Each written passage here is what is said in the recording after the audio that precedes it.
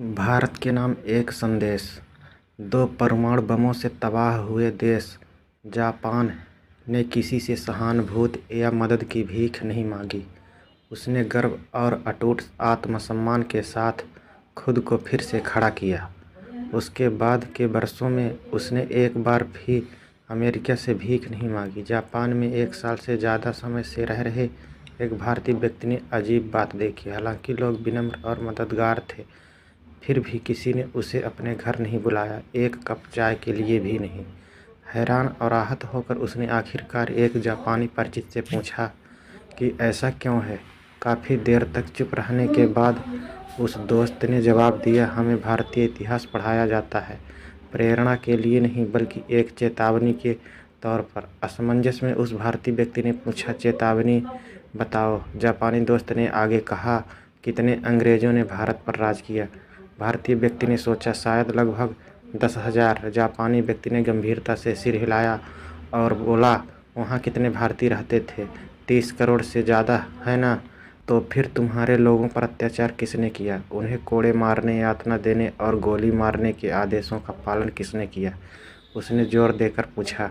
जब general Dyer ने जलियांवाला बाग में गोली चलाओ का आदेश दिया तो ट्रिगर किसने दबाया? सैनिक अंग्रेज नहीं थे, वे भारतीय थे। किसी ने भी तानाशाह पर अपनी राइफल नहीं तानी, एक भी नहीं। उसने कहा, तुम गुलामी की बात करना चाहते हो, यही तुम्हारी असली गुलामी थी, शरीर की नहीं, आत्मा की। भारतीय व्यक्ति जड़वत मौन और शर्मिंदा खड़ा रहा। जापानी मित्र ने आगे कहा, मध्य एशिया से कितने मुगल आए? शायद कुछ हजार, और फिर भी उन्होंने सदियों तक तुम पर राज किया। उन्होंने अपनी संख्या से नहीं बल्कि इसलिए साम्राज्य बनाए क्योंकि तुम्हारे अपने लोगों ने सिर झुकाकर अपनी वफादारी की बदले में जिंदा रहने के लिए या चांदी के लिए तुम्हारे अपने ही लोगों ने धर्म परिवर्तन किया। तुम्हारे अपने ही लोगों ने धर्म परिवर्तन किया। तुम्हारे अपने ही भाई उनके उत्पीड़न के हथियार बन गए। तुम्हारे ही लोगों ने तुम्हारे नायकों को सौंप दिया। चंद्रशेखर आज़ाद के साथ विश्वासघात किया गया। भगत सिंह को उन लोगों की मदद के बिना फांसी पर चढ़ना पड़ा जो खुद को देशभक्त कहते थे। तुम्हें विदेशी दुश्मनों की ज़रूरत नहीं है। तुम्हारे ही लोग सत्ता, पद और निजी लाभ के लिए बार बार तुम्हें धोखा देते हैं, इसलिए हम उनसे दूरी बनाए रखते हैं। जब अंग्रेज़ हांगकांग और सिंगापुर आए तो एक भी स्थानीय व्यक्ति उनकी सेना में शामिल नहीं हुआ। लेकिन भारत में तुम सिर्फ दुश्मनों में शामिल नहीं हुए, तुमने उनकी सेवा की, उनकी पूजा की। उन्हें खुश करने के लिए अपने ही लोगों को मार डाला।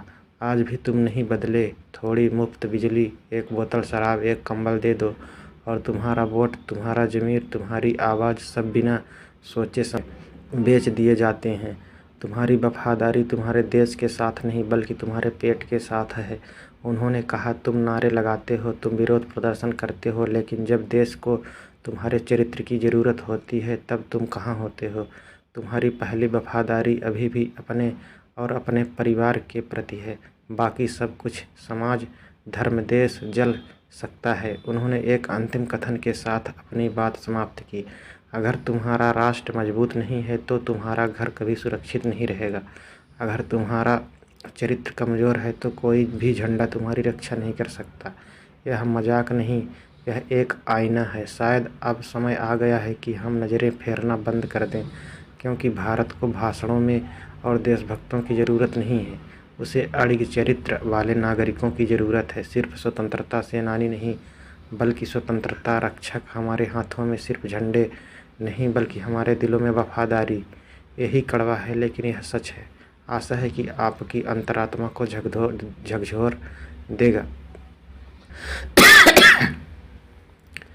आशा है कि यह आपकी अंतरात्मा को झकझोर देगा और कृपया इस बात को फैलाएं कि समय में एक व्यक्ति इस देश के लिए चमत्कार कर सकता है।